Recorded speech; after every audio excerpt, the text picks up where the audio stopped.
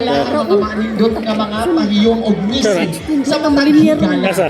Usang letter M, bring us Marpel!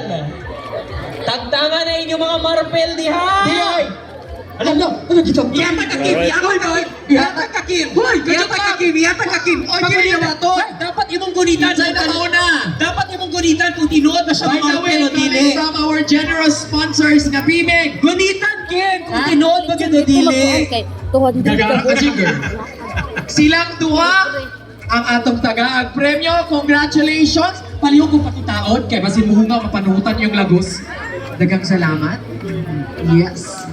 Make sure yun na napilitan ha kay unyang taud-taud.